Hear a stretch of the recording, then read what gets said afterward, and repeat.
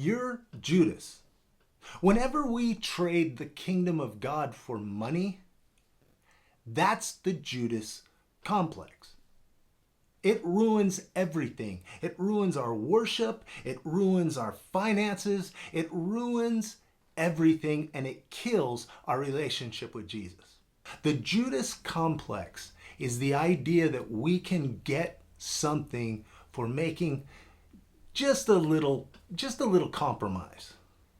When you fall for that, it always turns out bad. My name's Rev, and I've been pastoring for 35 years. During that time, I sat across from men quite often that were dealing with the Judas complex. Now, I'd like to tell you a story, but before I do, if you could press the subscribe button, and that would help me out a lot. So when you start churches among homeless people and mentally ill and students, they don't put a lot of money in the plate. And to be honest with you, I wasn't going to take any of that money anyway, so I worked a job in construction. There was a really bad recession, and construction stopped. I had no work. I had no prospect for work. I was a month behind on my rent. I was 2 months behind on all of my other bills. I was facing eviction, and I didn't know what to do. But then I got this job. I bid it out. They accepted my bid. I was going to start next week, and they were going to give me a deposit that would help me pay my rent, and I'd have enough money to pay off my bills. I was really excited. This was God's provision. God was taking care of me. And then I learned a little bit more about what I was building. It was a lingerie store. That's no problem, right? We all need underwear. But this was a different lingerie store. The owner told me that this is a private viewing lingerie store. So you had a little room, and a man could go in there, and there were live models that would come and model the lingerie for you, right? So you know exactly what you want to buy for your wife. But you're in a closed room. This was a brothel. They were figuring out a way to have prostitution without, putting a sign on the door. You go in, gal comes in, models the lingerie, whatever happens, and you go home a happy guy.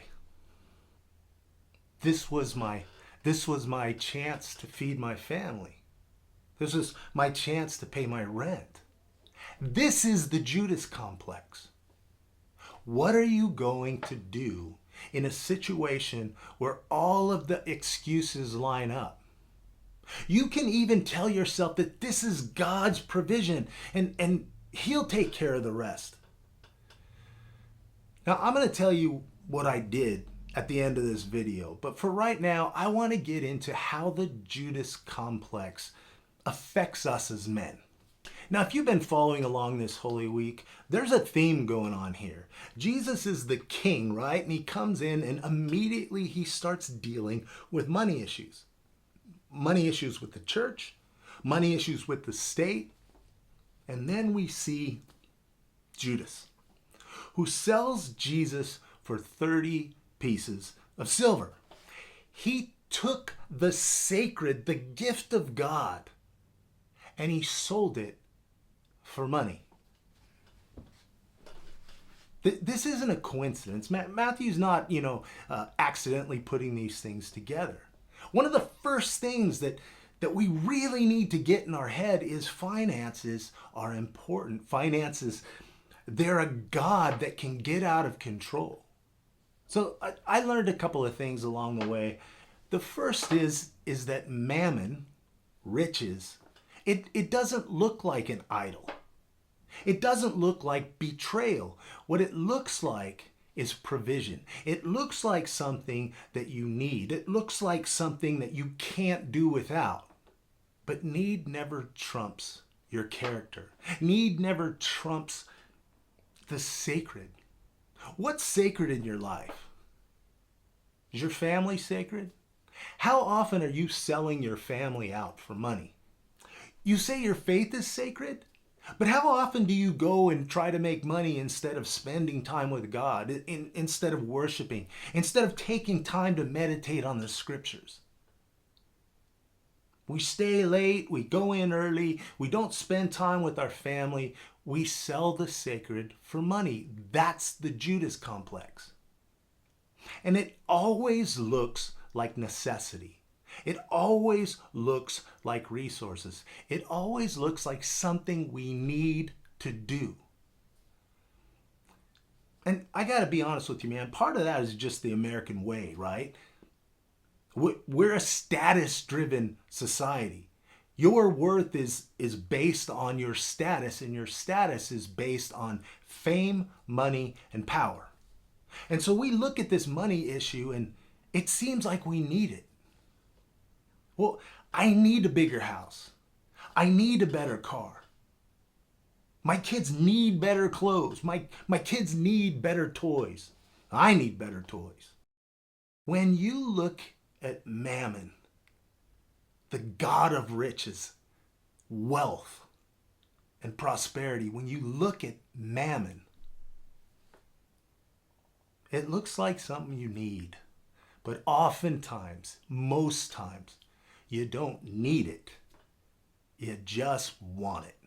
The question for you is, how are you going to determine what is a need and what is a want? Because ultimately, that's where mammon does its work. The next thing, the decision always comes before the justification. You think that, oh, well, I just got to mull this over. You already made your decision. You've already decided, I need the money. The money's more important. And then we start justifying it, right? I need to spend time with my wife. We go hiking, we spend a whole day together. Mondays is our day together. But so often it's easy to kind of look at it and just go, you know what, I need to work. I'm just going to work. But I'm only going to do this today because I'm really in a bad situation. I just need to get this one job done. We can go out after. Well, I'll spend more time with Raquel like in the evenings. You made up your decision that money is more important than that time. And then you come up with all the reasons why your decision is the right one. My dad always used to say, once you know the truth, once you've decided what the truth is, all the evidence supports it. Money doesn't look like greed, it looks like necessity. And when you've already made up your mind, the justifications come fast and easy. And the other point is something that, you know, the self-help gurus, the macho man, the red pill guys, they never look at this. And maybe their solution is going to work for a while. In fact, it probably will. That's why they're so popular. But willpower is not going to fix this. This isn't something that you can just go, I'm not going to do that anymore. We get bombarded with the need for money, the need for status, the need to keep up with the Joneses. You can't watch television. Even the cable television has ads now. It's telling you, you could be better looking if you did this. Your body would look better if you did that. How are you going to keep driving that Toyota Celica? You need a better car. This world is designed to make you feel like you need.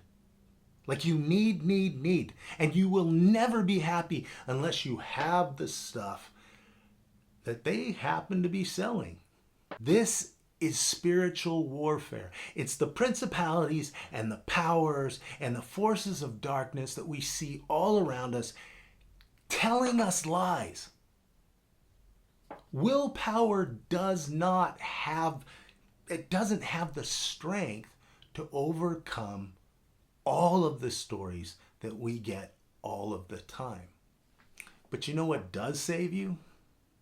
Your orientation, your focus, your target. What's really important to you? Now, when we look at this verse, we see a couple of things.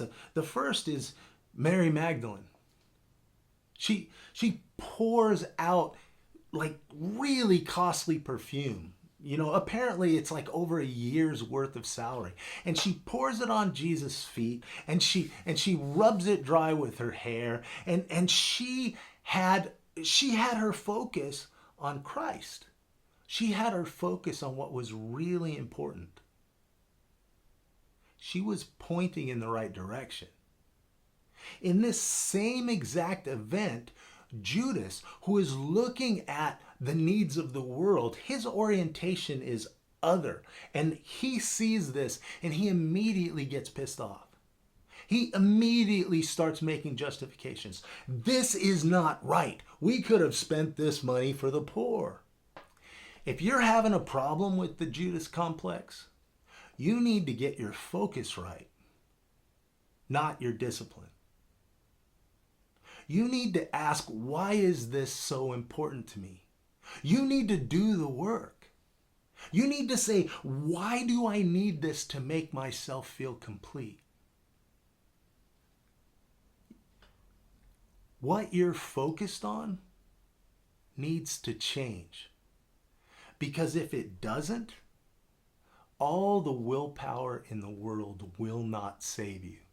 The first thing I shared is that wealth doesn't look like greed. It looks like necessity. The second thing I shared is that once you make up your mind on what is necessary, all of your justifications, they're gonna hit right on target. You make up your mind first and then you justify it. And the last truth is, you can't willpower your way out of this.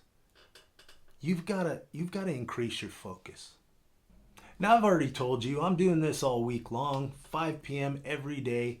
Holy Week is really important for us Christians because it adjusts our focus on things. It adjusts our life. And so you're going to want to be here at 5 p.m. and share this with someone else who needs it. Make sure you're in the comments. This is important shit.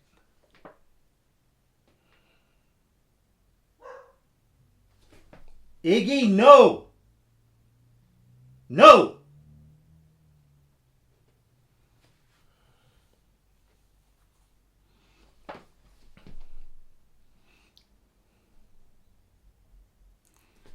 If you're getting anything out of this, make sure and watch all the other videos and share this with somebody who needs it. Every single day this Holy Week, this focus of our Christian life, every single one of these days, I'm going to be putting out a new video at 5 p.m. Subscribe, press the notification button. Don't miss these. Get in the comments and tell us what your Judas complex is waving in front of your face right now. Omega men know what's really important. Alpha boys just want to get laid and get paid.